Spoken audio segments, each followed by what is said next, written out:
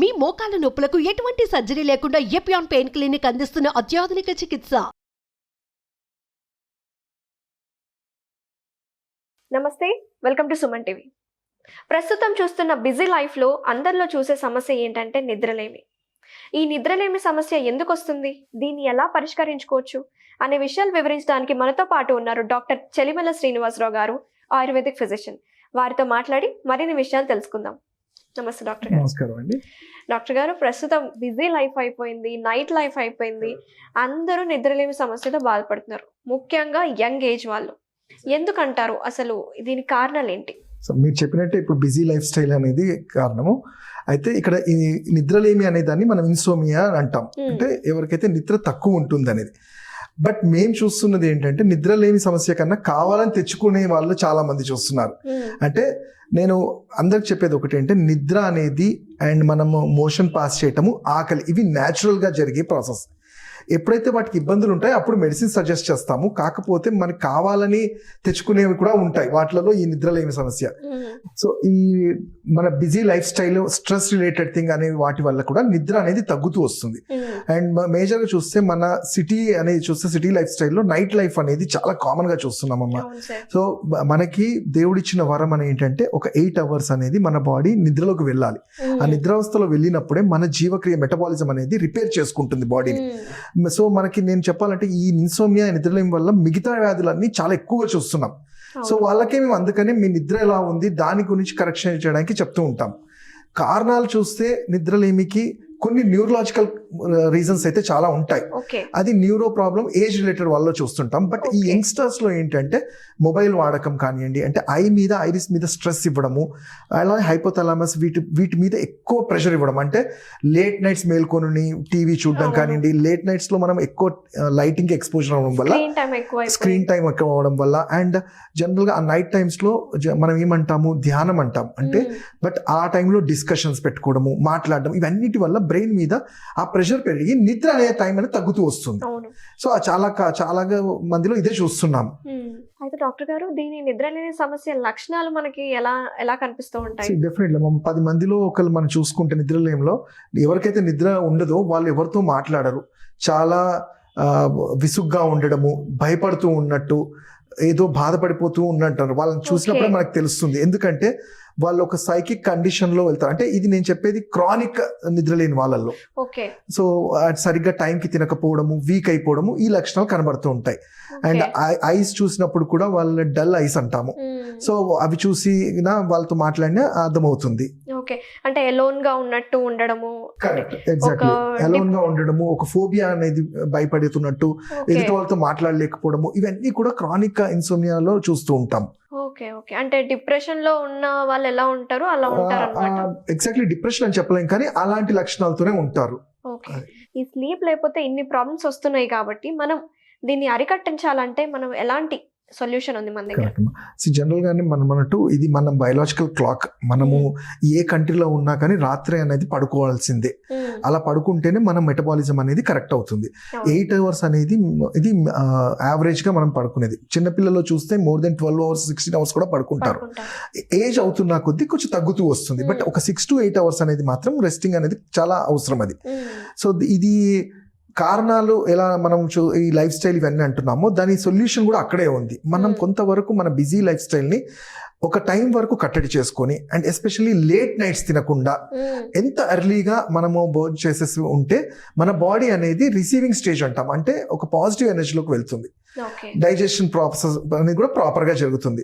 So first primary thing నేను suggest చేసేది ఏంటంటే మన వర్క్ అనేది, అంటే ఇప్పుడు నైట్ షిఫ్ట్ చేసే వాళ్ళ గురించి కూడా మేము సజెస్ట్ చేస్తుంటాం, వీలైతే మీరు ఆ షిఫ్ట్ ని జనరల్ షిఫ్ట్ చేసుకోండి అని.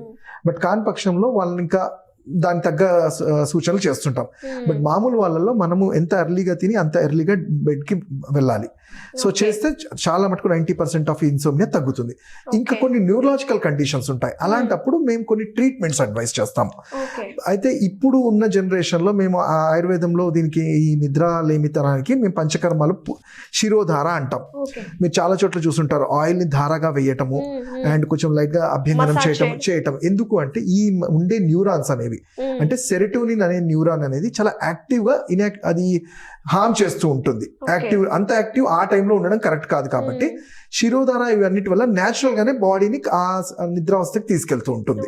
అంటే ఈ పంచకర్మలు చేయించుకుంటే మంచిగానే నిద్రపోతారా అంటారా డాక్టర్? చాలా మటుకైతే చాలా రిలీఫ్ ఉంటుందమ్మా. ఎందుకంటే ఈ పంచకర్మ అనేది ఉట్టి సిమ్టమ్ బేస్డ్ కాకుండా మీ లైఫ్ స్టైల్లో కూడా ఒక భాగంగా చేసుకుంటే ఆ నిద్రలేని సమస్యను కట్టడి చేయొచ్చు. దానివల్ల వచ్చే అదర్ ప్రాబ్లమ్స్ కూడా అన్నిటిని తగ్గించవచ్చు. ఓకే, అంటే డాక్టర్ గారు ఆ సమస్య ఉన్నంత వరకు చేయించుకోమంటారా, లేకపోతే ఆ పంచకర్మలు దేనికైనా యూజ్ అవుతాయి అంటారా? ఇప్పుడు పంచకర్మ నేను చెప్పినట్టు శిరోధార అనేది ఇది మనం రెగ్యులర్ గా ఒక మెయింటెనెన్స్ లాగా చేసుకోవడం వల్ల చాలా ఉపయోగం ఉంటుంది. అంటే ఉట్టి నిద్ర ఒకటే అని కాదు, మనిషికి ఆలోచనలు కానివ్వండి, స్ట్రెస్ కానివ్వండి, తెలిసి ఇన్వాలంటరీ అంటాం, అంటే తెలిసి కొంతమంది తెలియకుండా కూడా ఆ మూమెంట్స్ అంటే ఆ థాట్స్ ప్రాసెస్ జరుగుతూ ఉంటుంది.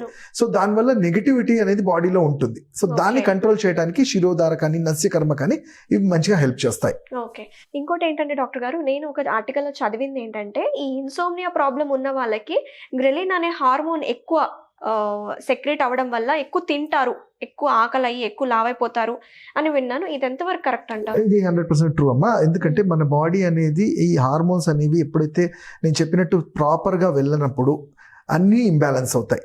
సో ఎక్కువ తినడము లక్షణం కూడా ఉంటుంది. కొంతమందికి ఆ తిన్నది డైజెస్ట్ కూడా కాని లక్షణాలు కూడా చూస్తాం. అంటే ఎంత ఎక్కువ తింటారో బట్ అది డైజెస్ట్ చేసుకోలేకపోవడం కూడా ఉంటుంది.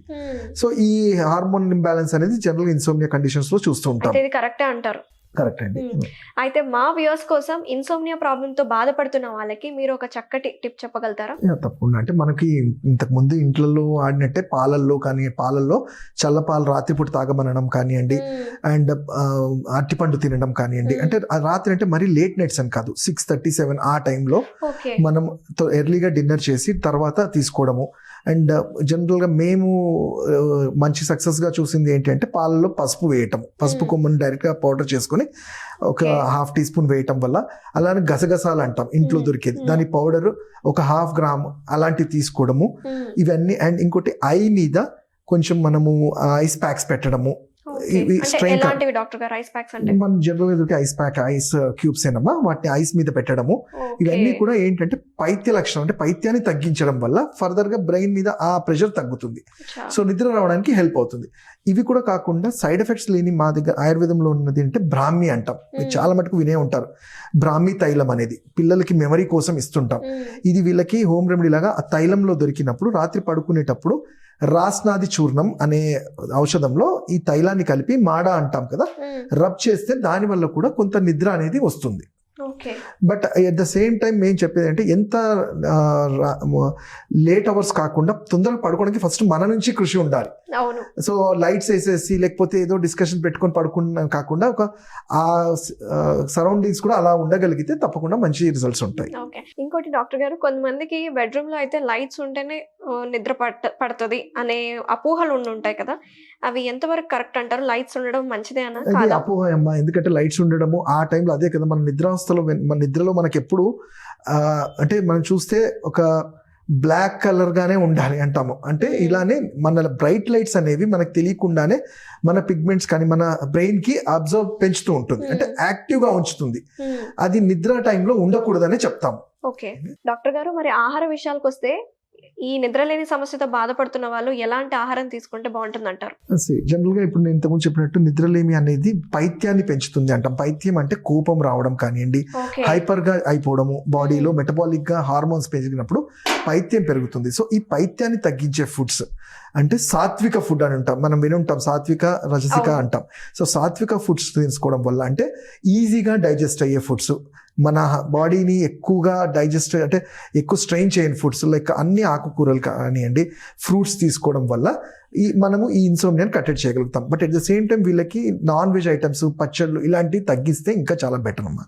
థ్యాంక్ యూ డాక్టర్ గారు, చాలా చక్కటి విషయాలు చెప్పారు. ఇన్సోమ్నియా ప్రాబ్లంతో బాధపడుతున్న వాళ్ళు ఎలాంటి ఆహార మార్పులు చేసుకోవాలి, ఎలాంటి జాగ్రత్తలు తీసుకోవాలి అని చాలా క్లియర్గా చెప్పారు. Thank you so much. Thank you.